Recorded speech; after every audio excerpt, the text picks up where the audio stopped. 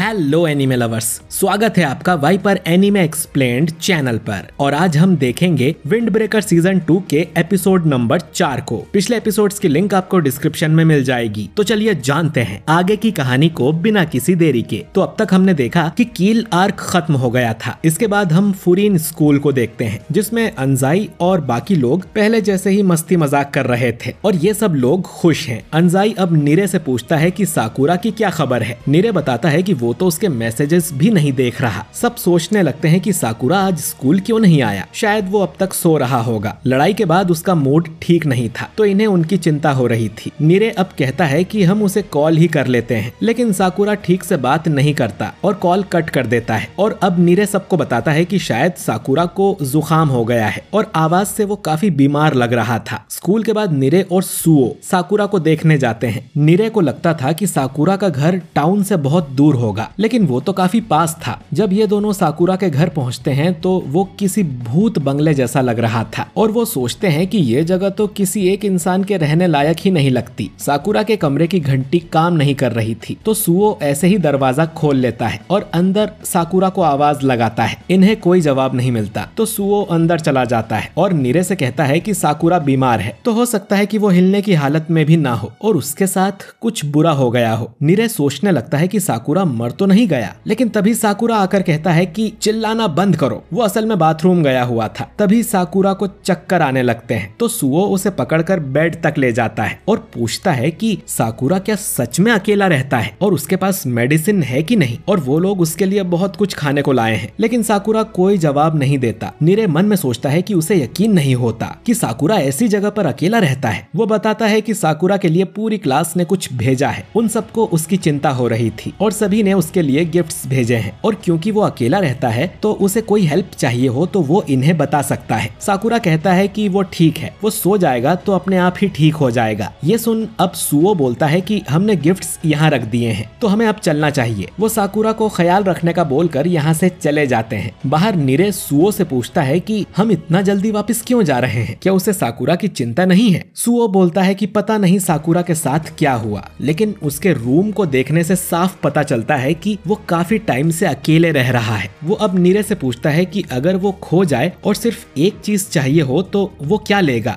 नीरे बोलता है कि अपना मोबाइल, क्योंकि इसमें वो लोकेशन देख कहीं भी जा सकता है। सुओ बोलता है कि क्योंकि तुम्हें मोबाइल यूज करना आता है, लेकिन जब वो मुसीबत में हो और उसे कोई चीज दी जाए जो उसे इस्तेमाल करना ही नहीं आती तो मुसीबत और बढ़ जाएगी। साकुरा के लिए मोबाइल और दोस्त तो जैसे एग्जिस्ट ही नहीं करते, तो यूज करना तो दूर की बात है और उसे दोस्ती का मतलब भी नहीं पता है। तो हमें उसे अकेला ही छोड़ देना चाहिए, वरना वो और भी बीमार हो जाएगा। अगर वो कल स्कूल में नहीं आया तो हम फिर से उसे देखने आएंगे। नीरे सुओ की बात समझ जाता है, पर फिर भी वो साकुरा को बताना चाहता था कि उसके भी दोस्त हैं जिन पर वो भरोसा कर सकता है, जो मुसीबत के समय उसकी मदद कर सकते हैं। उसने साकुरा से प्रॉमिस भी किया था कि वो उसे टॉप पर ले जाने का रास्ता दिखाएगा, लेकिन साकुरा तो हमेशा अपना ही रास्ता बनाता है। तो नीरे जितना हो सके उतनी उसकी हेल्प करना चाहता है। तभी इनके पास एक लड़की आ जाती है। इधर साकुरा देखता है कि बोतल में पानी खत्म हो गया था, तो वो उन बैग्स को देखने लगता है जो नीरे और सुओ उसके लिए लाए थे। उसमें ढेर सारी चीजें थी, जो देख साकुरा इमोशनल हो जाता है। वो याद करता है कि उसने हमेशा खुद का ख्याल रखा है और दुनिया ऐसे ही चलती है, लेकिन उसे अब भी यकीन नहीं होता कि अपने साथियों को पिटता हुआ देखने से वो फ्रीज हो गया था। तभी उसे आवाज आती है कि कोई उसके घर में घुस आया है। ये कोतोहा थी, जो उसके लिए गर्मा गर्म खाना बनाकर लाई थी और कुछ मेडिसिन भी। इसके बाद वो साकुरा को बोलने लगती है कि उसने अपने कमरे का बिल्कुल भी ध्यान नहीं रखा है। खिड़की पर पर्दे नहीं है और ज्यादा सामान भी नहीं है। उसे रास्ते में सुओ और नीरे मिल गए थे और उसी से उन्हें पता चला कि साकुरा बीमार है। तुम्हारी कल लड़ाई हुई थी ना, शायद इसीलिए तुम बीमार हो गए। साकुरा कहता है कि ऐसा नहीं है, तो कोतोहा उसका मजाक उड़ाते हुए कहती है कि तुम्हें स्ट्रेस हो रहा था क्या कि तुम अपने दोस्तों को पसंद करते हो। जो सुन साकुरा गुस्सा हो जाता है कि तुम्हें किसने बताया। कोतोहा बोलती है कि उमेमिया ने। साकुरा अब भी मानने को तैयार नहीं था कि ऐसा कुछ है। कोतोहा बोलती है कि तुम अपने दोस्तों की मदद क्यों नहीं लेते, जिस पर साकुरा कहता है कि मैं अकेले ही सब कुछ हैंडल कर सकता हूँ। कोतोहा अब उसका खाने का बाउल छीन लेती है और पूछती है कि तुम्हें यह बनाना भी आता है, तुम्हें बस सारे इंग्रेडिएंट्स को कढ़ाई में डालना है, लेकिन तुम्हारे पास कढ़ाई क्या, गैस स्टोव ही नहीं है। नीरे और बाकी लोग तुम्हारे लिए इतना कुछ लेकर आए हैं और वो भी उसके लिए गर्म खाना लेकर आई है। साकुरा बोलता है कि वो खुद का खाना खरीद सकता है। कोतोहा कहती है कि भले ही तुम अकेला सब कर लेते, लेकिन क्योंकि बाकी लोगों ने तुम्हारा काम आधा कर दिया है तो तुम ठीक होने पर ज्यादा फोकस कर सकते हो। साकुरा अब वापस खाना खाने लगता है और कोतोहा कहती है कि दूसरों के भरोसे बैठना शुरू में थोड़ा डरावना लग सकता है। अगली सुबह तक साकुरा बिल्कुल ठीक हो जाता है और स्कूल जाकर पहले वो काजी से मिलता है। वो उससे कुछ पूछना चाह रहा था, लेकिन काजी की पूरी क्लास उनकी बातें सुनने आ जाती है, तो काजी और साकुरा किसी दूसरी जगह चले जाते हैं। साकुरा पूछता है कि कील से लड़ाई के समय उसे लगा था कि वो अकेले सब संभाल सकता है, लेकिन ऐसा नहीं था और आखिर में तुम लोगों को हेल्प करने आना पड़ा। लेकिन काजी तो अपने वाइस कैप्टन के भरोसे सब छोड़कर ऊपर लीडर से लड़ने चला गया था और अब भी वो उनके भरोसे क्लास छोड़ के आया है, तो साकुरा ऐसा कैसे कर सकता है। काजी अब एक कॉफी की बोतल निकाल के साकुरा को देता है और फिर स्कूल की छत पर आ जाता है और बताने लगता है कि वो दूसरों पर इतना भरोसा कैसे कर पाता है, क्योंकि वो अकेले सब कुछ नहीं कर सकता। साकुरा बोलता है कि इसका तो मतलब है कि तुम कमजोर हो, मैं ऐसा नहीं कर सकता। काजी अब उसके हाथ से बोतल छुड़ा लेता है और उस पे ग्रीन टी का लेबल लगा देता है और बोलता है कि इस पर ग्रीन टी लिखा है, लेकिन अंदर से ये कॉफी है। लेबल बदल देने से अंदर की सच्चाई नहीं बदल जाती। अंदर से तुम जानते हो कि तुम सब कुछ नहीं कर सकते और तुम्हें दूसरों की जरूरत है, लेकिन तुम उनकी मदद नहीं लेते क्योंकि तुम डरते हो कि लोग तुम्हें कमजोर कहेंगे। साकुरा अब सोचने लगता है कि उसे तो समाज ने दुत्कार दिया था, उसे फर्क नहीं पड़ना चाहिए कि कोई उसके बारे में क्या सोचता है। उन्होंने देखा है कि मैं कितना अच्छा फाइटर हूँ और मुझे ग्रेड कैप्टन बनाया है, लेकिन मैं उनकी उम्मीदों पर खरा नहीं उतरा। काजी बोलता है कि पता नहीं तुम खुद के बारे में क्या सोचते हो, लेकिन सबको पता है कि तुम एक बहुत बड़े डरपोक हो। जो सुन साकुरा चौंक जाता है कि लोगों को ये कैसे पता चल गया। काजी कहता है कि तुम ऐसे गला फाड़ के बार बार चिल्लाते रहोगे तो कोई क्या समझेगा, जैसे कुत्ते और बिल्ली हमें देखकर चिल्लाते हैं क्योंकि वो डर जाते हैं। काजी अब बोलता है कि उसने सुना है कि इस छत पर भूत आते रहते हैं। एक लड़का यहाँ रात को आया था, उसने वहाँ कोने में एक औरत को खड़े देखा था जिसने एक वन पीस ड्रेस पहनी थी, लेकिन जब वो उसे अगले दिन चेक करने आए तो देखा कि एक प्लास्टिक बैग एक डंडे में अटक गया था। साकुरा बोलता है कि उसे लगा होगा कि वो भूत है और फालतू में डर गया। काजी कहता है कि सही कहा, तुम्हें लगा कि लोग तुम्हें पसंद नहीं करते और तुम फालतू में डर गए। किसी को नहीं पता कि कोई तुम्हारे बारे में क्या सोच रहा है, लेकिन तुम्हारे दोस्त ये जानने के बाद भी कि तुम डरपोक हो तुम्हारे साथ खड़े हैं। उन्हें इससे मतलब नहीं कि तुम क्या कर सकते हो, उन्हें सिर्फ तुमसे मतलब है, तो उसे भी उन लोगों पर भरोसा करना होगा। तभी उमेमिया पीछे से ताली बजाने लगता है क्योंकि वो और हिरागी कब से यहीं खड़े थे। उमेमिया कहता है कि क्या स्पीच दी है काजी, मजा आ गया, तुम तो बहुत बड़े हो गए।